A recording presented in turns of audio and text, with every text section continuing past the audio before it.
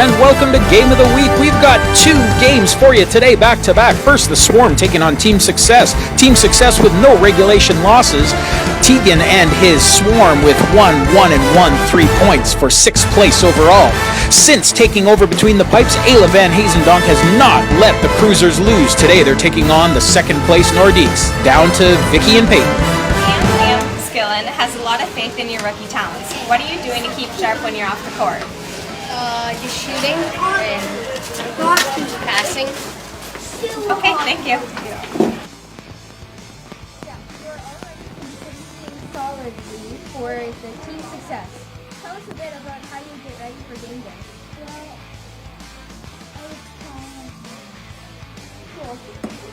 You are off to a bit of a slow start to the season, but Dawn from Coach's Corner is expecting big things from you. What is your plan for today?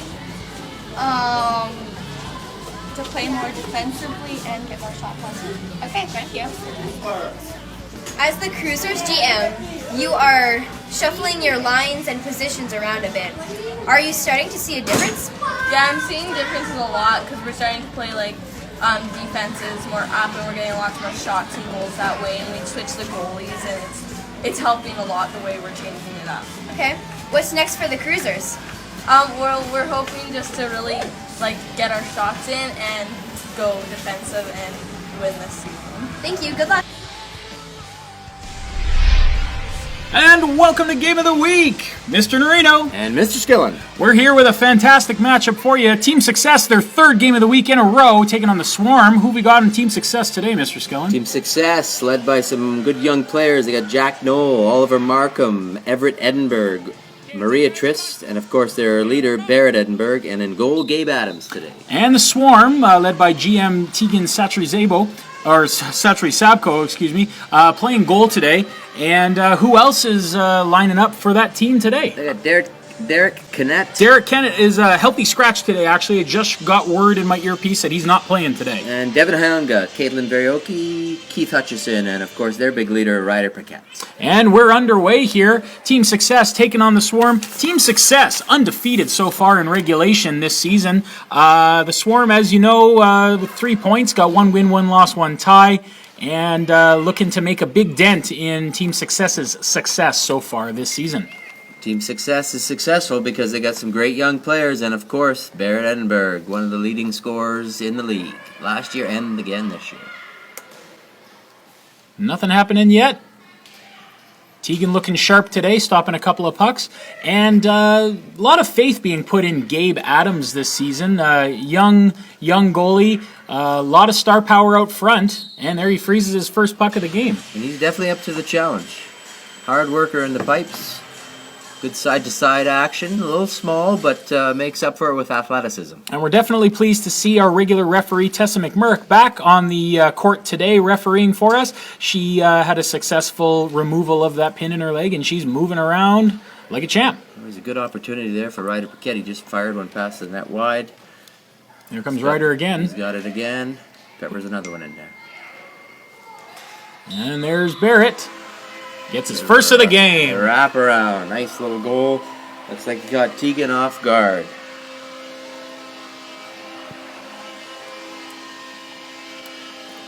I think that puts him right now tie for 1st in overall points. Oh, and there's... that was Jack. Quick one right there. Jack Knoll. Now, unfortunately, we had some audio difficulty in the interviews with Jack. I think our truck got us some subtitles on that. We're finding out what he does to get ready. Vicky asking, what his training regimen is, and basically he tries to run. So I don't know if it comes from the running itself or the ambition to run some kilometers, but it's looking good for him so far. Big save by Gabe. Keeps it at a 2-0 lead. Short games this week. 5-minute games could be a permanent change. We're running 5 games today. That's why we got 2 games of the week coming up next. We've got the Cruisers taking on the Nordiques. The Nordiques also undefeated so far this season. And we spoke with Nate Baczynski earlier, and we'll get onto that game in a very short period of time. It's also the premiere of this season's Coach's Corner with Ron and Don. Looking forward to that. Yes, me too. That should be exciting. Always is. And a frozen puck here by Teagan, trying to keep his team still in the game. One other thing we should mention is that we've got $1 million score and win coming up this week, and we'll be getting to that in just a moment. Always offense right off the faceoff. That's 2 chances, 1 on each end, straight off the faceoff. Dump deep into team successes end, and there's Barrett with it. Draws are critical in this format, especially when they're so close to the scoring areas. Just missed one. Wide open cage. Jack, need to do a little bit more running if you want to pot those ones. You're mentioning that the draws are definitely crucial. There is some unorthodox face-off styles happening already. The first face-off of the game, it looked like Barrett or Jack or whoever took it there was almost like lying on the ground, so I don't know what to make of that. That was a great save by Teagan just earlier. Jack Noel peeked in behind, couldn't believe he had saved it. Keeping his team in it. Behind the net. Now they got to get their offense going here if they want to put a dent in team success. I mean, you look at the scoreboard, and you wouldn't guess that they'd be up 2-0 this quick. It's pretty even so far. There's Caitlin with a shot. Frozen just in front of the goal line. That was a glorious opportunity. She peppered one. Didn't get all of it. As a result, Gabe was able to cover up. Ryder Paquette in for the face-off against Barrett. They're going to pump one right off the face. There he was. Just missed it on the bounce. And the puck goes wide, played by Teagan, and there comes Jack up behind him. Big shot by Barrett, just goes wide. Another one just goes wide. Side-to-side butterfly there by Teagan. He's really showing how flexible he can be in well, there it is. And there's Barrett with his third of the game. And we got $1 million score and win coming up this week. Who have we got?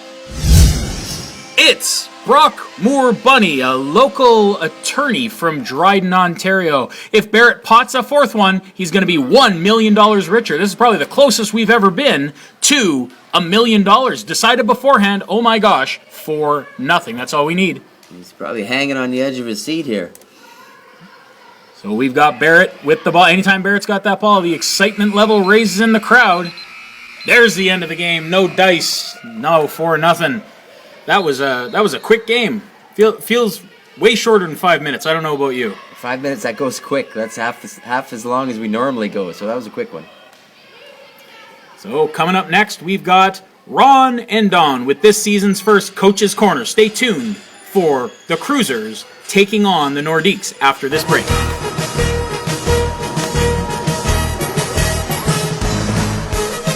Coach's Corner with Ron and Don.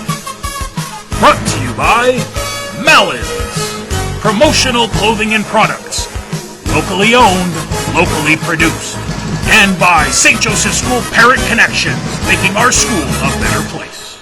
Welcome to another season of Coach's Corner. We're excited to get started for this season. Don, do I even ask about that ridiculously awesome jacket that you're wearing today? I'm glad you asked. I recall doing a segment last season on the 70s and just how much I enjoyed hockey back then. This kind of reminds me of those days. The old Hockey Night in Canada logo, the old CBC logo. I'm sure the boys at Sportsnet aren't going to be too pleased about this. I think that's Rogers, right? Anyway, I just love the look. You've never been shy before to... No, not at all. Don't they pay your salary? Yeah. Well, Somebody's got you to. might miss a paycheck next week. Anyway, let's go. All right, let's get right into the top scorers of the league. We have Barrett Edinburgh, 15 goals this season, huge start to his season, and Brandon Gustafson and Ethan Marion both with 10.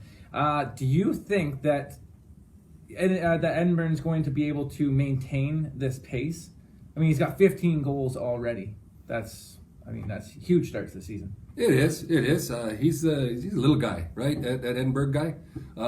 Just a little guy, but maybe when the season keeps going, it's a long season. A guy that size, you never know. He might get injured. I don't think he can keep up that pace, but I looked at the Gustafson kid to pick up the pace. He's a big kid.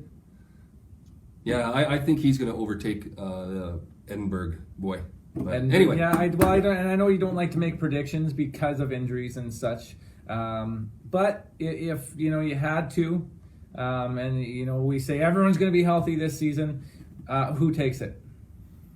well, I'm more of a team player. Like I like to predict teams, not scores. But since you're asking another stupid question, I got to go with Gustafson. Bigger kid. I like the big kids. That's a bold prediction. Well, we have the top teams in the league. We have That reminds me. There's a couple of Gustafsons from Kenora that were tough customers. Back in the 70s. Jimmy and Brian. Did they light up the penalty box? Anyways, let's get back to the top teams in the league. This year we have Team Success and the Wheat Kings both tied with 8 points each. Obviously strong starts for them. Both at the top of the league last year. Wheat Kings, obviously bringing home the cup last year. What do you think about the start of the season for them? Well, you just answered it all. You said it all right there. What are you asking me a question for? You just said it. Anyway, the Wheat Kings and the Success, total different rosters anyway this year, but they're still maintaining a good clip. Both top of the league. I can't see any other team that's going to take it from them. So you think Wheat Those Kings, two- so those your prediction two. again is the Wheat Kings to take it again this year? Yeah. Very similar team to last year, obviously led by the Gustafson boys. Yeah, well, you got a couple of kids like that. They're going to go nowhere but up. But anyway, let's keep going. All right. Well, we have a little bit of a surprise in the league this year. Obviously, we have the new expansion team being the Nordiques. A little bit of a surprise for them this year as they are second place in the league this year with no regulation losses. I think it's a surprise. What do you think?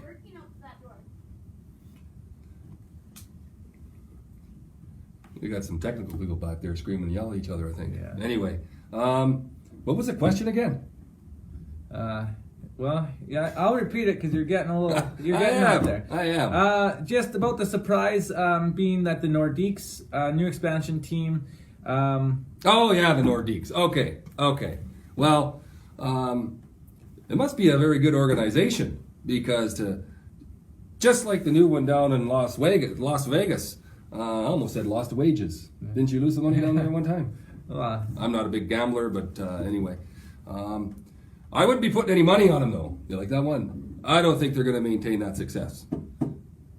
Now, Team Success, the Wheat Kings, if I was a betting man, I'd be putting my money there, but I don't think they're going to maintain that success. Just like, mark my words, you heard it here on Coach's Corner first, there's no way that the new franchise in Las Vegas is going to maintain that pace either. There's no way. They're as thin as ice in the fall. They're not going to maintain it. You heard it here first. You heard it here on Coach's Corner. What about the speaking of the NHL, we have the Maple Leafs off to a hot start this season. Obviously, we're our production team is a lot of them are based out of Toronto. A lot of hype around Toronto all the time. What do you think? The Leafs, are they the real deal, or are they just off to a hot start and then they're going to kind of plateau and fall a little bit? Oh, I think they're the real deal. You got the Matthews kid, and you got that Swede. What's his name again? Yeah. You got some good, tough young Canadian boys on that team. Their goalie, I don't know, where's he from? Some European country anyway, right? But he can sure stop pucks, that boy. He can sure stop pucks. You mix in the veteran presence like Kadri, Van Riensdijk. What was that? Hey, they're pretty deep. I don't see why they can't keep it up. They're going to be contenders this year. I'm with you. I believe the same thing. Now, what I don't understand, what I don't get, the Jets. Now, I haven't seen a team loaded with that much offensive talent in a long time, okay? Yet, what are they? They got a losing record. They frustrate me. They can keep up with anybody. They're fast, but they can't get a win. And with that much offensive talent, how do you only score 1 or 2 goals a game? I don't know. I predict, even though they signed him long term, that's Maurice, by the way, the coach. I don't know if it's going to last. Maybe they're going to need Barrett Edinburgh get some goals for them. Maybe. Never know. Maybe. Last Tuesday on October 17th, Gord Downey, a Canadian icon, passed away at the age of 53. Don, you have some words for Gord and his family. Oh, I knew that young guy, tragic, horrible that he passed away like that. He did so much for the Canadian music industry, all around, super nice guy, hockey fan too, and you know who his favorite team was? My beloved Bruins. That's who he liked. But Kingston boy, good band. Horrible loss for our country. Our thoughts and prayers go out to him and his family. Yeah. It was nice to see, really nice to see those arenas around North America, not just Canada, but North America, pay tribute to Gord and his legacy too. That was really nice to see. Absolutely. Yeah. Unfortunately, on the same day as Gord Downey's death, Dryden lost a beloved member of the community as well, in Brad West. Oh, that guy was something. He was your typical good fella. He worked at the arena. He was always down there. The Zamboni guy, maintenance guy down at that arena. Every town and every city needs a guy like that. The kids loved him. He not only worked in the arena most of the time, but he would go back there coaching. I know that the kids loved him. God bless his soul. Huge loss for the city of Dryden. Huge loss. Coach's Corner on CBC.